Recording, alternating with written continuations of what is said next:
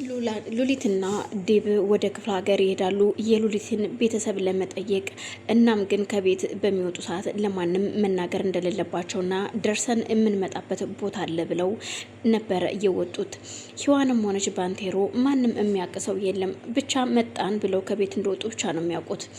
እናም ባንቴሮ ቤት ውስጥ ነው ያለው ከሂዋን ጋር ነበረ። እናም ዴብ ደግሞ መኪና መቀየር አለብንና ሌላ መኪና ይዘን ነው የምንሄደው፣ ምክንያቱም የዚህ ሽማግሌ ሰዎች እንዳያውንና በየቦታው ሰው ስላሰማራ የሆነ ነገር እንዳይፈጥርብን ይላታል። ሉሊትም በጣም ደስ ብሏት ስለነበር ለቤተሰቦቿን ለማየት በቃ ችግር የለውም ይሉና ወደ መኪና ገብቶ መኪናውን የሆነ ቦታ አስቀምጦ በሌላ መኪና ቀይሮ ነበር ሄደው። ግን ደግሞ የሽማግሌው ሰዎች ሉሊትና ዴብ ወደ ክፍለ ሀገር እንደሄዱ ለሽማግሌው ደውለው ይነግሩታል። ሽማግሌውም ዴብን እንዲገድሉትና ወንዝ አሻግረው እንዲቀብሩት እና ሉሊት ግን ምንም ጭረት እንዳይኖርባት ይዘው እንዲጠብቁትና ወድሱ ወዳለበት ቦታ እንዲያመጡለት ይነግራቸዋል። እነሱም እሺ ይሉና ምንም አይነት ስህተት አልፈልግም ሲል ይቆጣል ጥበቃዎቹን። እሺ ይልና እሱም ያሰበውን ለማድረግ ወስኗል።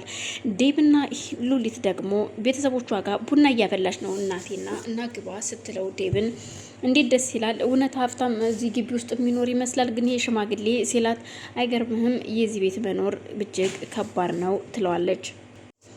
እናም እሺ ይልና በቃ እንጠጣና በጊዜ ወደ ቤታችን እንሄዳለን ይላታል።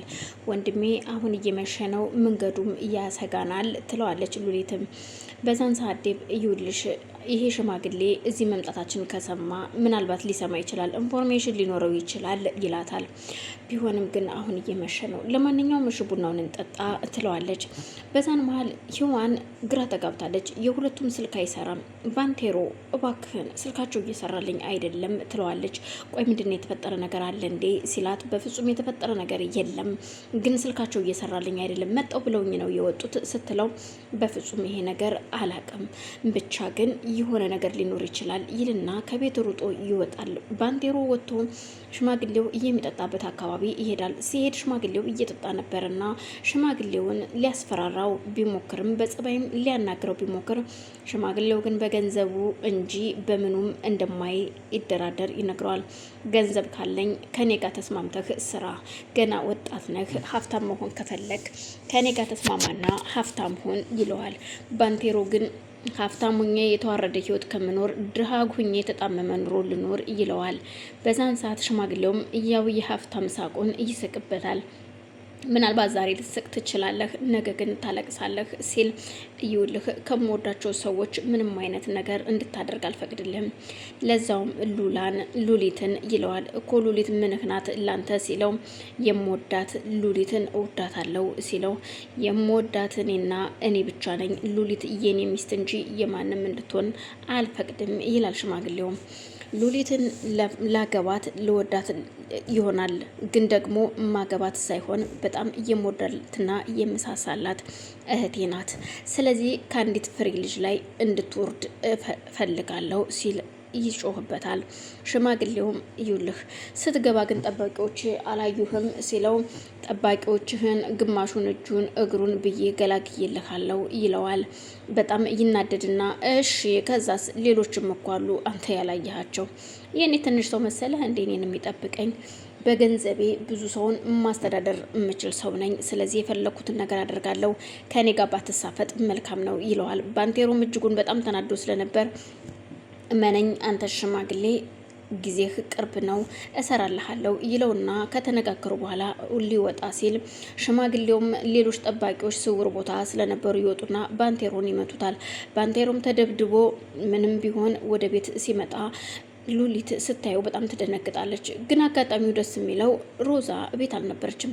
ሮዛ እናቷ መታ ይዛት ሄዳለች። በአጋጣሚ ወታ ስለነበር ቆይ ያቺ የተረገመች የለችም እንዴ ሲላት፣ የለችም እናቷ መታ ወስዳታለች፣ ከእናቷ ጋር ሄደችው። ብታያት እናቷ እንዴት እንደገላመጠች ልነግርህ አልችልም። አየሽ ሂዋን ሮዛ እየማለች እንደሆነች እናቷን አየሽልኝ አይደል? እየተረገመች እኮ ናት ይላታል። ሰላም ሰላም እና የተከበራችሁ የመቅዲ ቤተሰቦች እንዴት ናችሁ? ሰላም ናችሁ ወይ? በያላችሁ በሰላማችሁ ይብዛልኝ።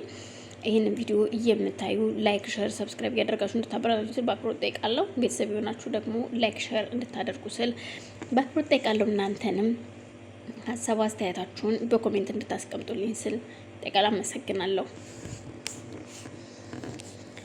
እናም እሺ አሁን ምን ማድረግ አለብኝ? ቆይ ግን ምንድነው የሆንከው ስትለው ይሄ ሽማግሌ አስደበደበኝ ይላታል። እሱ ራሱ የደበደበው መስሏት እንዴት ይሄ ሽማግሌ እንዴት እንደዚህ ሊያደርግ ይችላል ስትለው አይ ሂዋንዬ እሱ እኮ እንኳን እኔን አይደለም ከላዩ ላይ ከግንባሩ ላይ የምታርፈውን ዝንብ እንኳን መግደል የማይችል ሰው ነው። ግን ያው ገንዘቡ ብዙ ሰዎች አሉት። ግን መኝኝ እኔ ደግሞ በቅርቡ እሱን አሳየዋለሁ ይላታል።